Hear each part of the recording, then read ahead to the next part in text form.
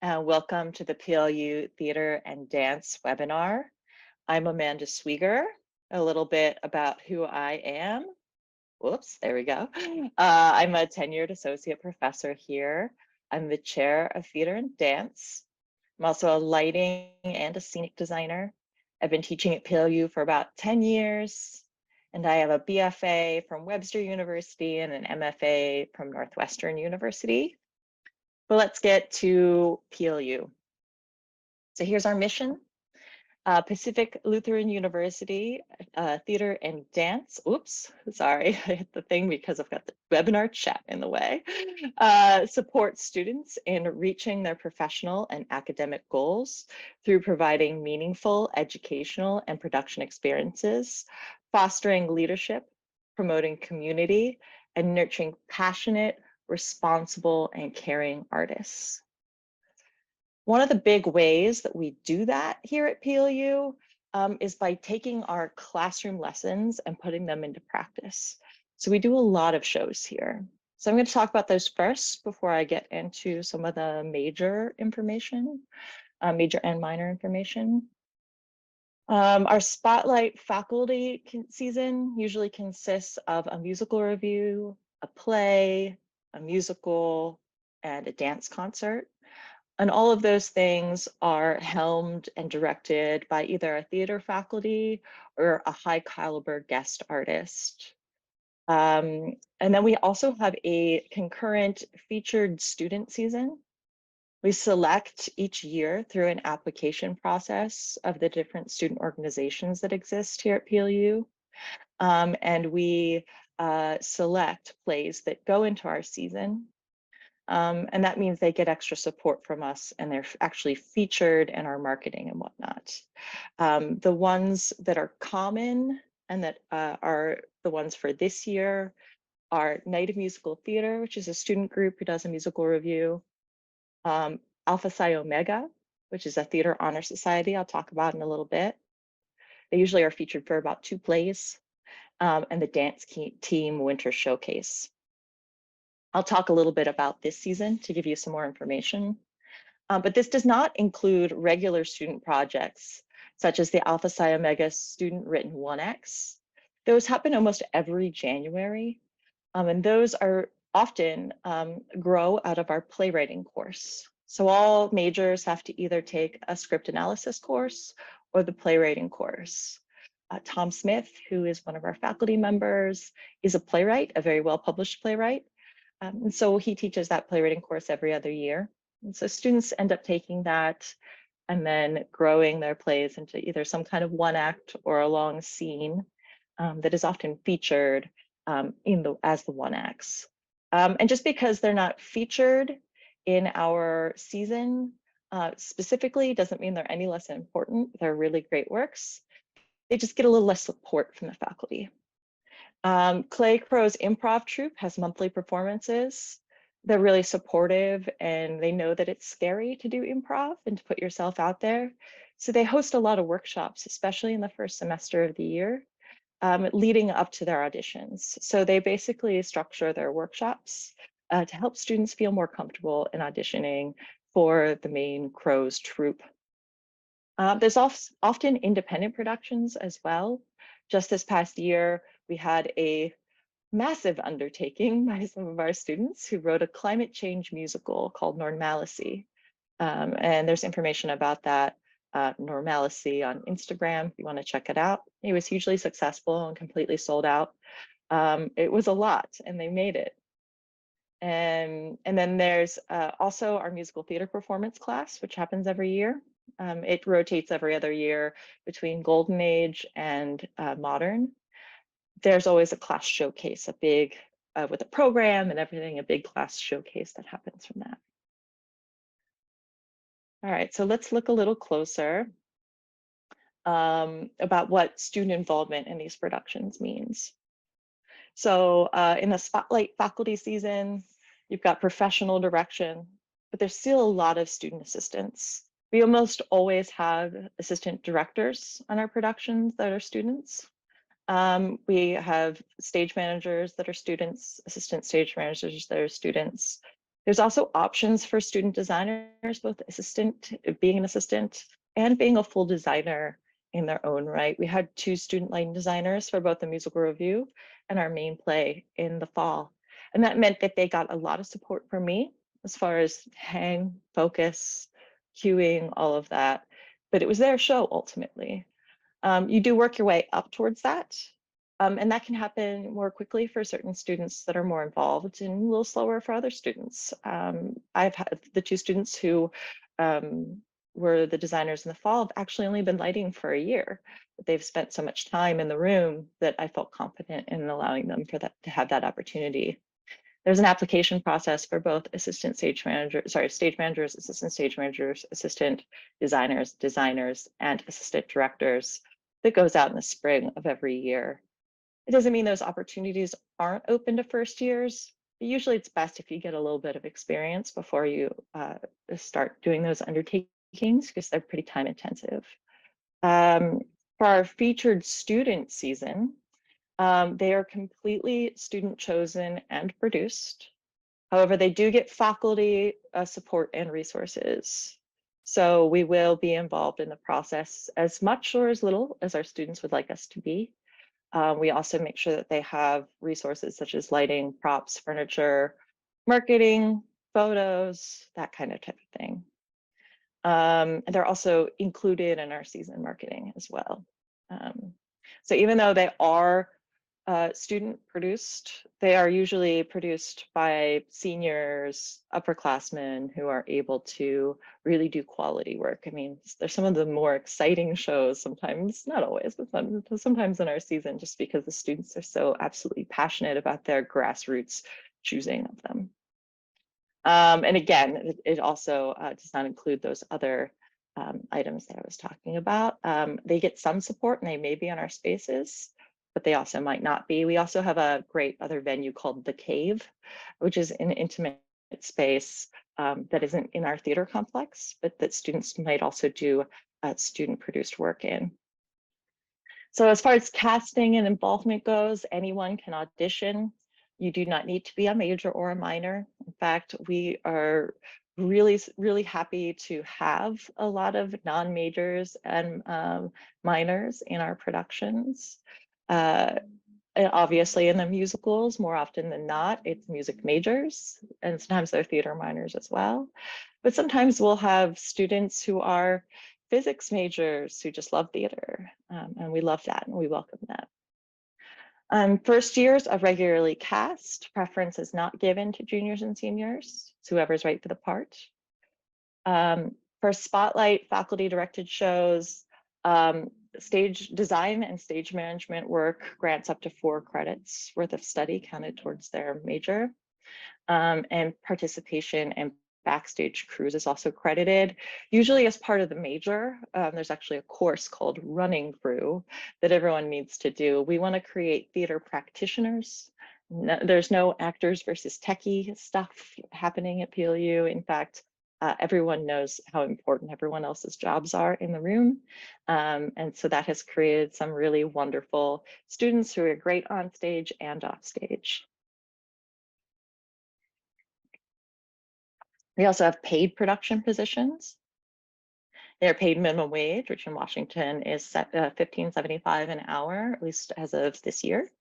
The paid positions are costume construction crew, set construction crew, lighting crew, box office assistant and social media manager, and box office. You can apply for those at the beginning of the school year. They're usually posted before school begins, but sometimes they're hired on an ongoing basis. Particularly when we get to the spring semester, sometimes students are studying away or they're doing some kind of work that is too intense to allow for extra work in one of the crews. So there's usually openings again as the semesters shift.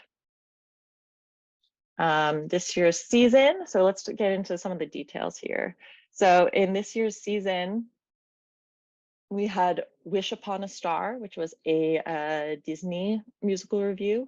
This was a spotlight production directed by Tom Smith, who is one of our faculty members. It was also directed by Amy Bowers, who teaches both as a music director and vocal coach and pianist here in the theater department, but also over in music.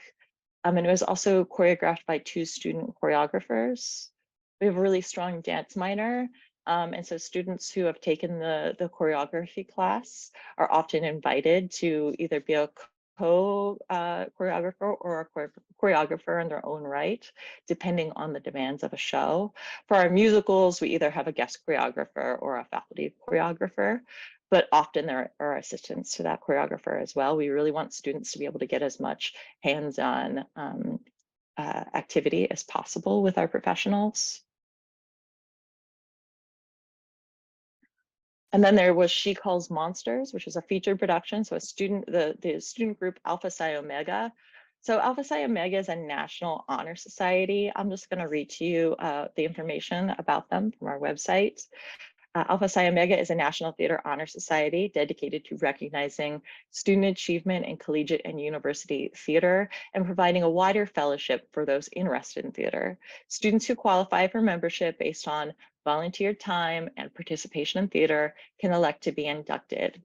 PLU is nationally recognized as the Theta Pi cast. At PLU, APO facilitates and sponsors student productions and performing groups. Additionally, APO offers many members-only events, including social outings, production viewings, and service opportunities. It's really not onerous for you to get those points. It's really just being in the room, helping out, doing things, being involved. Usually by the time students get to the spring semester, they're ready to be inducted if they want to be.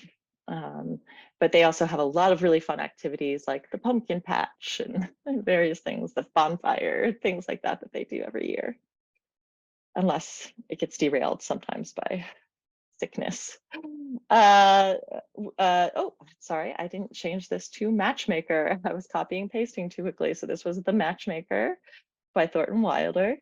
This was a spotlight production directed by Jeff Clapp, who's faculty. There was also a student assistant director, and as I said before, student lighting designer. There's also the Winter Dance Showcase, which is another featured student production. This one is produced by Dance Team, and it features usually a lot of dance team choreographed pieces, but over the years, it has also featured many other dance groups as well, such as the Swing Club and Loot Nation and the Hip Hop Club, various things. So depending on communication between dance groups, there's often multiple student groups involved in this production. We also just completed Amelie, the musical. This was guest directed by Jimmy Shields, who's been doing a lot of work at Fifth Avenue. We were super pleased to have him. He was incredibly positive, and the students loved working with him. It was also music directed by Amy Bowers, who we were fortunate to have, and Sarah Cedar, our dance faculty. This is a spotlight production, so again, a faculty directed production. And it was really exciting to have so many guest artists in the room. We also had a guest lighting designer who has assisted on Broadway and is kind of a superstar, has worked at all the major theaters around here. And so our advanced lighting designers really got to work with her and to learn from her knowledge.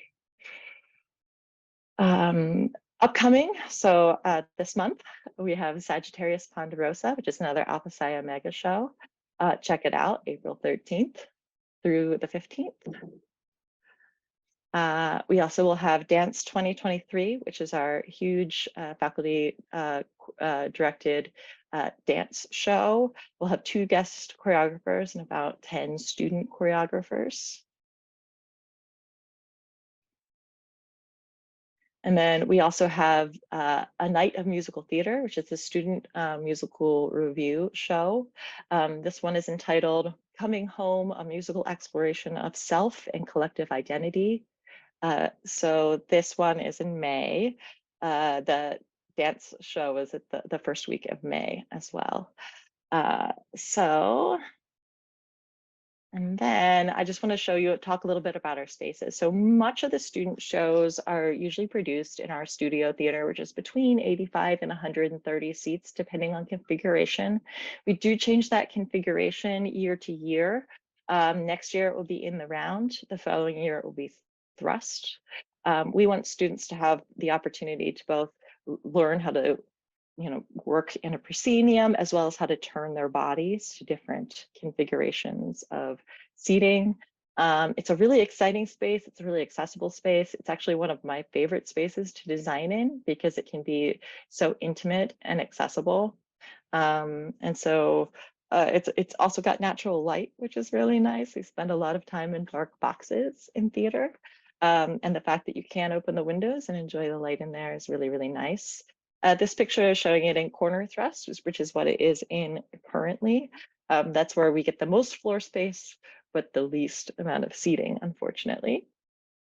This is also where a lot of our a lot of our classes are held, unless it's more of a traditional classroom experience, like a theater history course would be offered in a traditional classroom.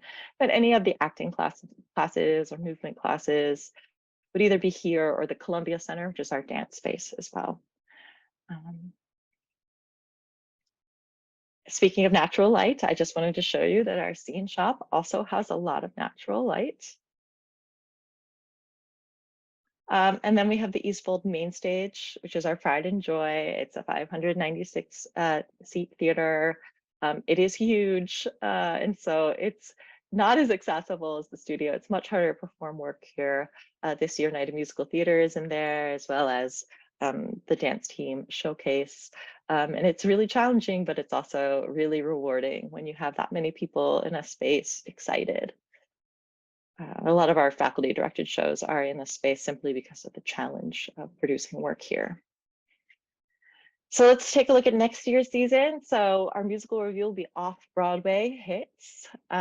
So things that were only ever on off-Broadway, not on Broadway. We also have Macbeth. We have Jasper and Deadland as our musical, and Dance 2024. For our student season, we have Peter and the Starcatcher, Melancholy Play. And next year, we're featuring our Clay Crows, which is our improv troupe, because they haven't gotten the chance to be featured. And they've done a lot of really great recruiting work for us, and they've been great citizens. We love, love, love Night of Musical Theater, and it was a really hard choice. But we're not going to feature them. It doesn't mean that Night of Musical Theater isn't happening next year. In fact, we're really excited about their theme. It's called Don't Typecast Me, a musical exploration of gender and societal norms. So we're in conversation with them. They're probably gonna be in J-term or some other time where they still get faculty support, just in a slightly different way next year, just because there's only so much we can do in a semester without overextending ourselves. And then we'll have the dance team as showcase as well.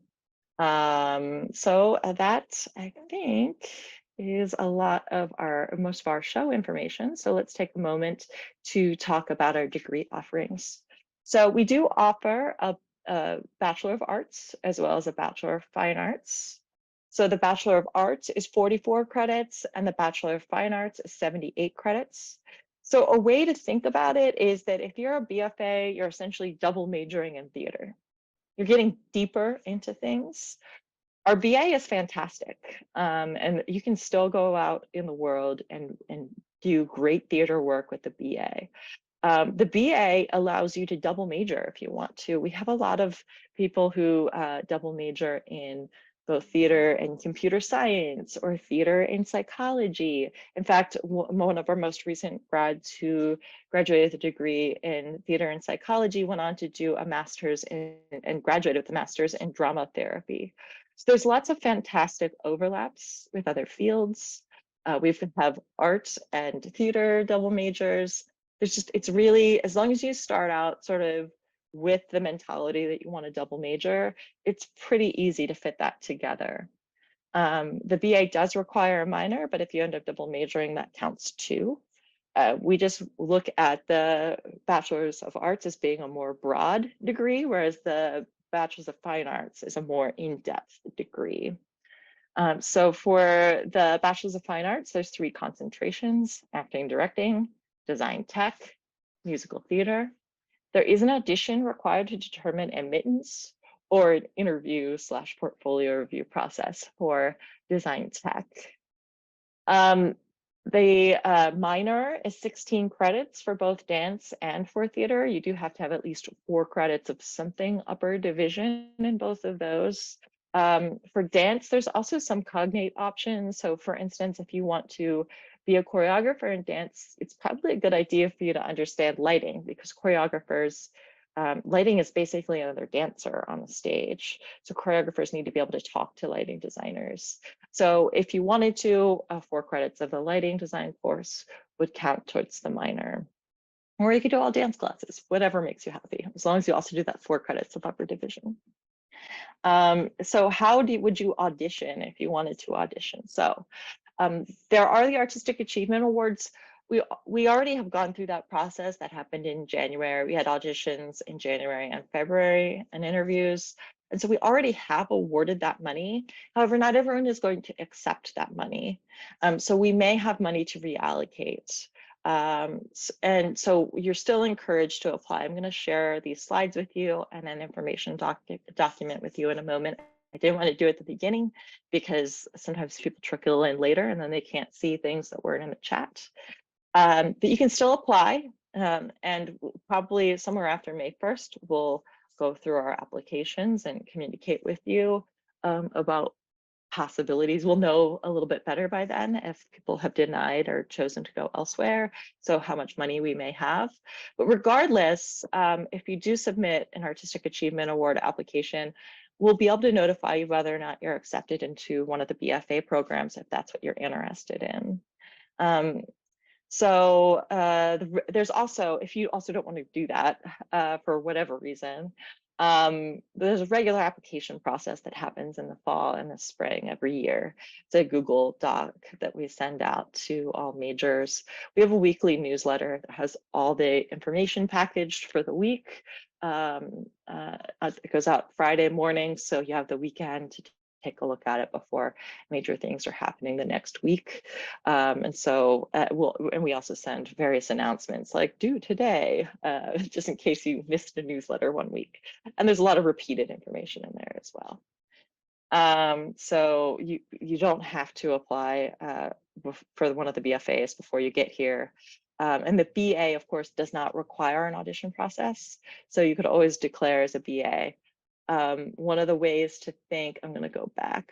One of the ways to think about the BA, here's a course catalog link, is that if we go here to the BA degree, you basically have to take all these courses in the BFA as well. It's just additional courses essentially to the BA. So by taking courses in the BA, you are moving your way forward towards one of the BFAs as well. And we have lots of students that start as BAs that become BFAs. We have lots of students that start as BFAs and become BAs. And there really is no qualitative judgment there. It's whatever is exciting you. I've had students that start off in theater and then are passionate about some other degree, excuse me, and so then move on to another degree, and we're happy for them because we want them to do what sets them on fire. So if you are going to apply for the Artistic Achievement Awards, if you're acting, directing, you're going to prepare and memorize 60 to 90 second contemporary monologue from a play or a musical theater BFA, same thing. And you're going to do 16 to 32 bars of a Broadway show tune sung with accompaniment. If you are a design tech BFA or a theater minor, you would submit a portfolio or website of your work. Now, don't freak out about that. I mean, I just want to see your artistic side. I want to see some props you made or some lighting cues you wrote or whatever. It doesn't have to be as super polished as it's going to be when you leave here.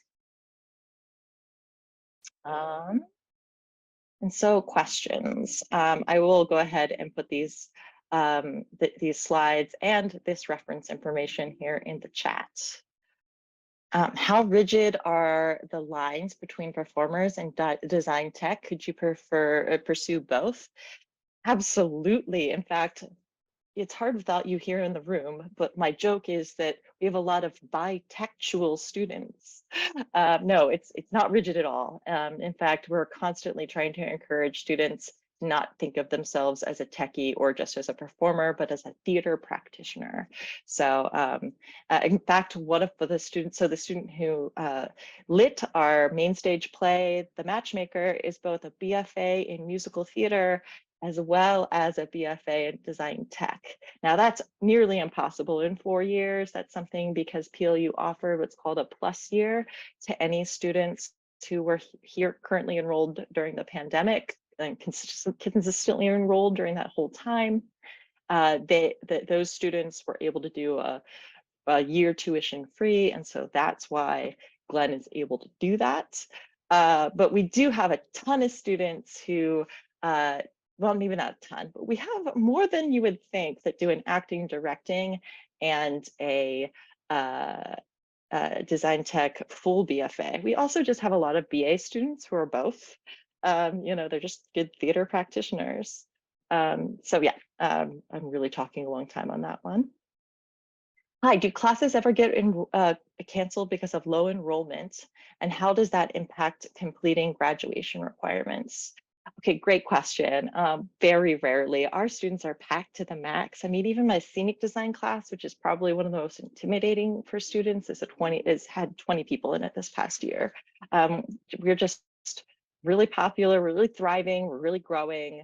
And so, in fact, to some degree, we wish we had a little less students at times because we would be able to give a little bit more individual attention. We still do, don't get me wrong, like a 20-person acting class can feel like a lot, but that just means you have a lot more acting partners. Scenes can get mixed up a lot more.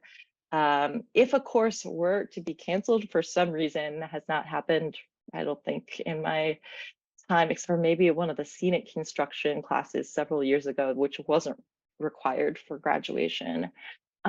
We would certainly make adjustments so that you both got the experience that you are supposed to get from those learning outcomes and be able to graduate on time. Our goal is never to be the reason why you can't graduate on time. In fact, there's a lot of study away opportunities, and we make sure to look for courses that will count for both study away and maybe some of our major requirements. We really want you to get to study away if that's something you want to do, so we'll work with you. What direction is the theater program wanting to go in as a contemporary modern productions or classics? That's a really good question as well. We have a rotation that we try to stick to as far as a breadth of different kinds of plays. So as you can see, our student season often tends to lean towards really, really contemporary plays. We love that. And so as a counter, we as the faculty try and make sure that you also are doing some of the classics that you may need to do in various kinds of repertoire. So for instance, you're gonna hold your body completely differently in a Shakespeare than you are, or a restoration play, than you are in something contemporary. But we as a faculty also do really contemporary shows as well. We just try and make sure that there's a rotation of different styles within our play and musical offerings so that you have that experience. The same thing's true for our musicals. You know, we want to make sure you're doing Golden Age. We want to make sure you're doing some Fosse. We want to make sure that you're doing something contemporary with a lot of scoops and CCM in it. CMA, geez, sorry, it's spring break, and so my brain is not completely working. But yeah, do you provide your graduating students with contacts and connections in the musical theater world? Okay, y'all are asking great questions. So we try to bring in guest artists. So a lot of different conservatories and whatnot, they'll tout, they put you on a bus and they take you somewhere and you do a big cattle call audition. But the thing about those big auditions is you're really not getting a lot of personal feedback.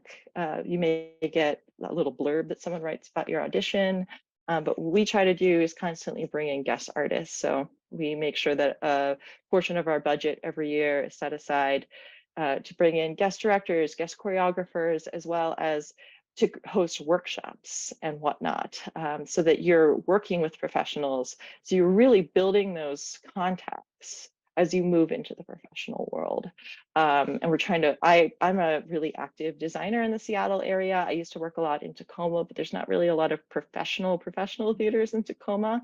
And so I work here in Seattle, and I've been able to bridge that gap for my students to the Village Theater and to Taproot and whatnot, so that you can really know people, because that's a lot of what showbiz is. What types of plays do you normally produce? I think that we try to make sure that we talk to students before well, actually we do. We talk to students before we select our season. So students, the student season is completely student chosen. So the students hold a forum where the different people who want to direct, present why this show, why now, why they're the right person to direct it, and the students choose those shows. And then we go through the shows that they've selected and decide what to feature. There's also an application process if you're not a part of one of those established groups. So it is possible for you to be featured. But we do try to honor the fact that our established student theater groups have worked really hard to create the leadership apparatus that they have. So it's not impossible, but it's a little bit more unlikely that we'll feature something that's not one of those established student groups. For our faculty season, we also hold a forum. This year it was during, it was actually on Halloween. So everybody came in their costumes and we talked about the shows we were thinking about. We made sure to tell everyone that just because we're thinking about these shows doesn't mean it's for sure going to be the shows that we are going to do. We also explained a little bit about our process, about why the shows that we're thinking about are academically relevant, why they might be useful in our current season. So yeah, I think that it's a mixture and it's hard to really nail it down. But yeah. By what date do Artistic Achievement Awards need to be claimed by? That's a little hard to say. The process has been a little slower this year. We only just sent out our letters to the awardees. I said May 1st because around that is where we may know that there is some extra funding.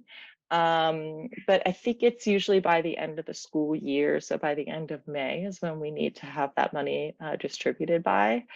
But I would imagine, and I cannot promise this because I have not directly talked to my dean about what his current timetable is, but I would imagine that we'll be able um, to start redistributing some of the people who have turned us down money starting around May 1st.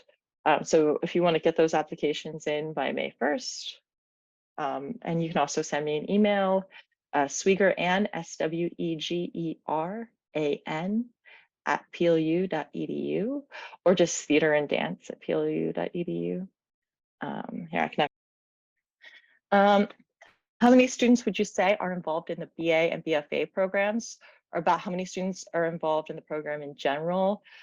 Yeah, so currently we have 54 majors between the BFA and BA programs, but I know of like at least 3 or 4 more they're probably going to be declaring in the next week because we're going into academic advising. We also have a ton more minors than that. I don't know that number right now, but I think it's in the 30s range, 30 minors. And then we have a lot more people that are completely involved on top of that, that are, for instance, I think one of our main scene shop people is a double major in religion and environmental studies with a minor in math. But she's the one that throws down and builds our sets the most. Got a lot of art majors just hanging out, helping us paint sets. I sort of suck them in while I'm over in the art department, and they're like, what are you doing over there? Come to the dark side with theater. So there's just a lot. I'd say, overall, we have at least 100 people who are regularly involved in theater productions at PLU. With the plays you choose, are you reaching out to a specific demographic? Are you just reaching out to the general public when choosing a play to produce? So as far as our faculty directed show, we want to make sure that's inclusive as possible. And again, meeting those educational goals that we have. Um, and we do have a yearly survey that we take really seriously that specifically asks about equity and inclusion.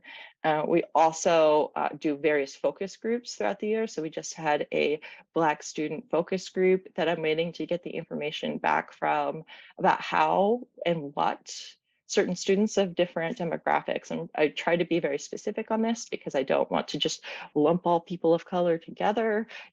Everyone has very different specific identities that I want to honor. I also have asked the student body what they want the next focus group to be. And the answers that came back were that the students wanted, and if the students want that, I'm happy to do a large students of color grouping. So they want that. They want a queer student grouping because we have a huge non-binary trans demographic in our department. And then I can't remember what the third one was right now, but those were the two highest ones. And so we're actively trying to have those discussions and making sure that a student is leading those focus groups who is a member of whatever demographic we're talking about, so that everyone feels comfortable to talk, there's no faculty in the room, and we can get that frank feedback. And I would say as far as the students go themselves, they're super, of course, plugged into each other. The students have produced fences here. We have produced Master Herald and the Boys. So we do try to make sure. Last year we featured student written plays as one of as our faculty directed season. So it was student voice. As far as demographics of audience, our audience is largely our students. We also reach out to the area around us. So particularly on our music reviews and our musicals, we have huge attendance. And so we're focused on our students and we want what they want to be the key. Now, that doesn't mean we can't always do just completely contemporary shows though, because that's not serving your education. So we try to explain why we're doing what show we're doing and put it in context of a larger learning environment. Can you clarify the requirements for the auditions for musical theater? Yeah, sure. So if we go here for musical theater, prepare a memorized 30 to 60-second contemporary monologue from a play and or musical, and 16 to 32 bars of a Broadway show tune sung with accompaniment. And so that'll be you recording yourself and putting it on there. Curious about what levels of dance are offered, and are the classes mixed levels? Okay, yeah. So we offer various dance classes in rotation: ballet, hip hop, tap, musical theater dance, which is our jazz class. So it has jazz in it, but has some other things as well. And for all four of those main ones, there's a beginner, intermediate, and an intermediate beginner. And let's say you're like, oh my gosh, I've been dancing for my whole life. I'm not going to take a beginner class. That's fine. You can go straight to the intermediate advanced class, and you can retake that over and over and over and over again. We also have choreography, we have dance and culture, which there's usually multiple guest artists on because our white female faculty member doesn't feel comfortable representing all kinds of culture. She wants to make sure she's bringing in people of the various dance cultures themselves. So that will be represented in that course. That's going to be offered in the fall. It's a 4-credit course. You should definitely take it. There's also being in the dance concert, there's choreographing for the dance concerts. Am I missing anything? Oh, geez.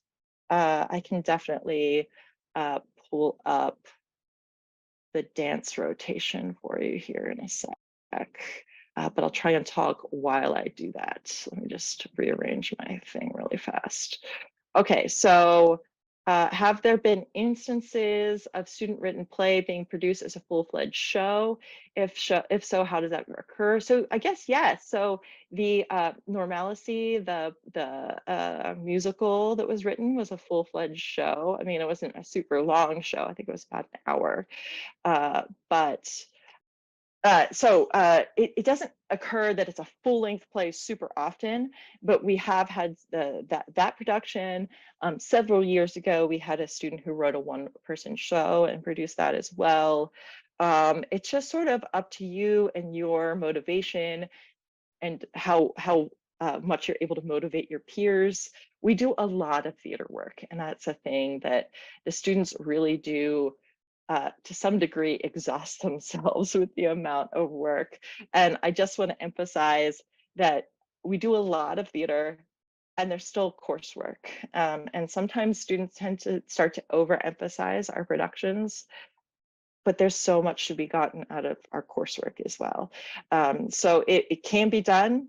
I just ask that students really think about how that may impact their coursework in any given semester. January is a great time to be doing those things because you can not take a January class and produce a show at the time. And you could work with APO or the umbrella organization, which is the organization that coordinates all the student groups as well. There's also the cave as well, as another space. What acceptance rate is there for the BFA program? The musical theater program, it's a little harder, I will say that, than the acting directing program. The musical theater program, we want to make sure that you have the experience necessary in order to succeed. Especially some of those music classes are pretty difficult. We have a great relationship with music, but they are taskmasters, as you know, musicians and dancers. You really need the fundamentals and you really need the technique. Acting, directing, it's not as difficult to get into uh, that BFA. More often than not, we're saying no to musical theater students, but saying yes to acting, directing, because all we really need to see there is that there's potential, and almost everyone that applies has potential. None of that doesn't mean that our acceptance rate is 100%. But give us your best shot. If you were in the room with us while you were auditioning, Jeff and I are incredibly approachable, and we just want you to show us what makes you special, for us to accept you into that program. Are there any requirements that come with accepting the Artistic Achievement Awards? Yes. So you do need to be at least a minor. People would be turning it down because they didn't come to PLU.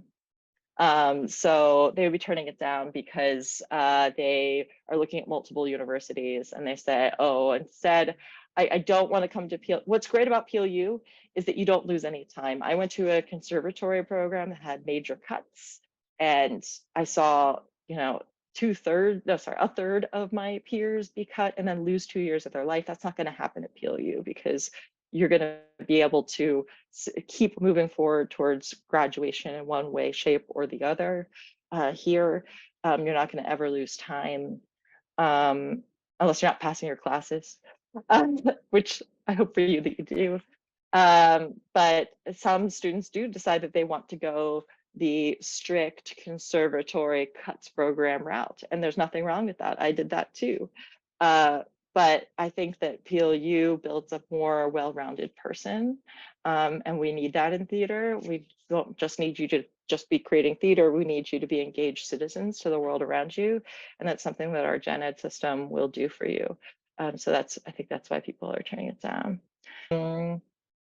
I've had some currently enrolled students that they say that if you are majoring in musical theater or theater of some sort, you're given voice lessons and dance lessons. Is that true? Okay, so as far as a musical theater goes, you do need to take a certain number of vocal lessons. Vocal lessons also come with a cost. So I think it's $200 for the semester for an hour-long lesson. I think it's something like that. I can't remember the numbers because it's over in the music department. There's an additional fee. But what I'm told is that that fee, while it can be a lot of money, and I understand that it is, it's less than it would be if you were, okay, great, I'm correct. If you were taking those lessons on your own, because private vocal lessons just cost more money. And so that you take that as a 1 credit class. You can also take it as, sorry, 2 credit class for an hour every week of a private vocal instruction. You could also take it for a half-hour lesson, but what students report to me is that the half-hour lesson is basically, it feels worthless to them because they can't get in the depth they need. As far as dance lessons go, we have classes. So there isn't really one-on-one instruction in our dance program. There are opportunities for things like um, uh, independent studies and whatnot, but those are granted a little less often, just simply because the extra burden there is on the faculty for that. But you can always be taking our beginning ballet, our beginning ballet, tap, jazz, hip hop. Well, it's not jazz anymore, it's musical theater, dance. Again, we're trying to cater towards our musical theater BFAs. And we offer those every year now. So you can be taking those as a beginner. And trust me, I've had many students that are really, really scared to take that first beginning tap class or whatever, and then they have a really great time. I mean, Sarah's big thing is that you're there. You have to be there, and you have to work. You have to try. And so as long as you've got that passion and you're doing your absolute best and you're practicing and trying, you'll do well.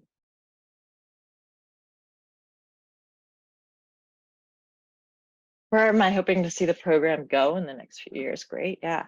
So what I would love to do is get another full-time musical theater faculty. And so that's just something that we have to hit a certain number of students, and then the university can hopefully provide us with that. That was the deal. And the pandemic just kind of derailed us a little bit. We were on track for that. And then of course, pandemic happened. So things were just a little delayed for us. I would say that's all. We have Leishan Moore, who some of you may have as a vocal instructor, a private vocal instructor, who's absolutely fantastic. And Marlette Buchanan, who's one of our vocal instructors. They both teach things like the vocal audition and the musical theater performance courses. And it'd be really great to be able to bring them on in a more permanent basis. I mean, we hire them year to year, but having someone who's the direct interface for the musical theater. Tom handles a lot of our musical theater advising, whatnot, does a fantastic job. But it would be just really great to have someone that is specifically a musical theater. Jeff is a musical theater guy from way back, but just another human, because producing musicals is really difficult and it takes certain kinds of expertise. Do you offer any acting for camera classes or opportunities? That was certainly a component this year of the audition course. We brought in Lewis Hobson, who you may know as, I think he was the wolf at the Fifth Ave in Into the Woods. He's a 20-year graduate, well, maybe not 20 years ago, maybe 15 years ago graduate, who is absolutely incredible, has done tons of really high level work, knows all kinds of people in the industry. And so when he taught the audition course, he made sure that everyone understands how to put together their virtual auditions, because that's a lot of the business these days. We also, over in the communication department, do have a film and media studies concentration. And so there's a lot of overlap between our theater students and the students that are interested in short film. There's a student club called Showrunners, and there's a student, a club show called Late Night, but with a night, right? Like our mascot. So that's more of a PLU daily show. A lot of our superstar actors have been the host of Late Night. So there's a lot of overlap there. as far as how much you want to get involved in the behind the camera, on the camera end of things. We would certainly like to integrate that more into our courses, and it's certainly discussed in our acting courses. That's where another faculty member also would be really great, to bring in somebody who has some of those skills as well. We also try to make sure that that's one of the things we ask our students when we decide who's going to be the guest artist for our workshop week. We try to say, hey, is this something you're interested in right now? And if that comes back from the students as we really want to do more on camera work, we'll bring in an expert specifically to do that as a workshop with everyone. Can you take voice lessons on campus, even if you decide not to major minor in the arts? Absolutely, it's open to everyone. Sometimes it takes a little bit of time to find just the right person to match with. If you're going to do that, so you would talk to the music department. I could send you the information of who to talk to. His name is Ryan Marsh. He would hook you up with a list of vocal instructors. Just make sure that the vocal instructor that you take lessons from is used to working with complete beginners. Because there are some people who are great with that. And then there are some of the music faculty who are much more demanding, and they have this very high expectation that comes from years and years and years of vocal lessons. So it's about making sure that you ask that question and you tell whomever is helping you find a vocal instructor that you have not taken them before. It's very important. Yes. But yeah, you absolutely can. To my knowledge, there isn't really a lot of restriction there as far as what you can and can't take. There are some art classes that are restricted to art majors, but really only after a certain time, and then you can sign up. They just want to make sure that their major, there's enough slots for their majors, things like that. But with vocal instruction, there's a lot of overhire professors to do that work. I'm going to double major in the arts. Can I submit 2 portfolios for the Artistic Achievement Awards for an illustration portfolio and a set design portfolio? Absolutely. Ooh, illustration and set design go together so well. Yes.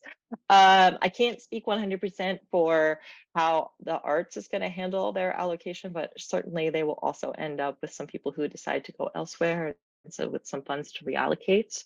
But please do that. Oh, that sounds really exciting. I really can't wait to meet you. Yes, so the same thing is true for music and theater.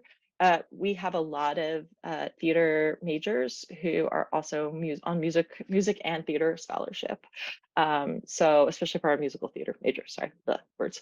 The requirements for music for the Artistic Achievement Scholarship are different. So for us, all you have to be is at least a minor. So at least a minor, and you're taken care of. And a minor 16 credits.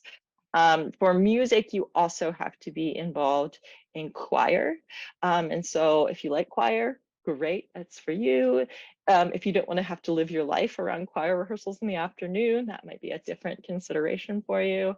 I'm not exactly sure what arts requirements are. Maybe Chuck can help me out. I should know this. For maintaining the Artistic Achievement Scholarship, I would imagine it's something similar as to being at least a minor, that kind of type of thing. We don't want to be too restrictive because we want you to live your one wild and precious life. But that, yeah, definitely do that. I've been trying to explain to more and more of my students involved in set design how very important illustration is. What has been your favorite production to work on at PLU? Okay, I think that it's funny. There's 2 that come to mind actually. One was Amadeus. I just really liked our concept. It was sort of a broken cathedral background, and I was also the lighting designer, so the scenic designer. So I was able to really have a lot of language surrounding Amadeus's music, swelling, and also the sort of dark, like twisted cathedral of Salieri's mind. It was really great. We painted the floor. I worked with the students to paint the floor in this really beautiful, elaborate design. It was super great. But the one that breaks my heart that I don't have production photos for because some kind of horrible snafu happened. I have no idea what had happened. Was we did the shape of things in the studio theater, and I had all these hexagons hanging from the ceiling that I was also the lighting designer. Sometimes I'm both the lighting and scenic designer, so I get to really do kind of what comes out of my brain. So also these hanging hexagons and these shafts of light in the round. And there's only like 2 or 3 pictures of the thing. So it really makes me sad. But I really like, I mean, sometimes I look at the student shows and I'm like, I want to do She Kills Monsters. But the thing is, we are so excited that our students pick such great work. Sagittarius Ponderosa. You should read the play description on it. It's going to be great. If you can afford to come here and see, it's $5 just for tickets at the door. But if you can afford to get yourself to campus to see it, I highly recommend. Um, what's my favorite aspect of a show to work on in general? Okay, that's good. You want to get a value for what I value as a professor.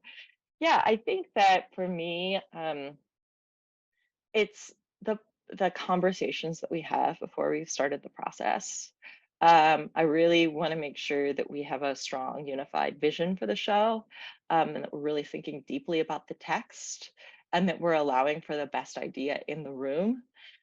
Sometimes I, get really excited about something early in the process, but the more and more we look at it in the text, and the more and more we imagine how that's actually going to happen, the less and less that idea actually applies to the story we're trying to tell. And you have to let go of those things. And I'm pretty good at that. Part of the reason why I'm a physical model builder is because I want to get in there and I want to see it and I want to rip things out of that model in our conversations. And if somebody says something that tickles my brain, I want to rip something out and like quick do a little drawing and stick it in there and take a look at it and take a look at the idea. I want to, I just want to be open to the best idea in the room, and I want to make sure that we're doing the best work that we can do. And that only comes through conversation and collaboration. And collaboration was something really important in my education. And I want to make sure that that continues to be something that I pass forward to my students as well. Because none of this happens alone. There's no, sure, there are single geniuses out there that like create things. But even Julie Taymor doesn't do it on her own, right? She has a team of incredible craftspeople, designers, whatnot, who are also helping her figure out how to make that lion head both come down and go up and do kinds of cool things for the Lion King, if you don't know. Like that's one of those things that I really make sure that my students are able to, and again, I'm sorry, I'm a designer, and probably many of you are performers, so I'm sorry that I come from purely the design end of things. But I want students to be able to, again, actors too, be able to use a knife and glue things together. I know that sounds silly, but a knife and glue things together, you can make any prop, right? One of the things I love over in the art department is in a 3D class, they make movie props. So it's like, you've got a bunch of like goblets of fire from Harry Potter and various, they're like, X-Wings and whatever stuff that's happened, nerdy stuff that's happened over there, which is really fun. And that's the kind of stuff I want to make sure that people know that it's actually not that hard. You can just make theater happen, right? And I will also say for our performers, being open to various levels of experience, that just equips you to think quickly on your feet and to be able to react to whatever's happening. Okay, everyone, have a lovely evening. Enjoy the nice weather. My day is going really well. It's spring break, so I'm finally getting the house cleaned and I'm finally getting, all of my last bits of email answered and things graded. So I'm feeling really good.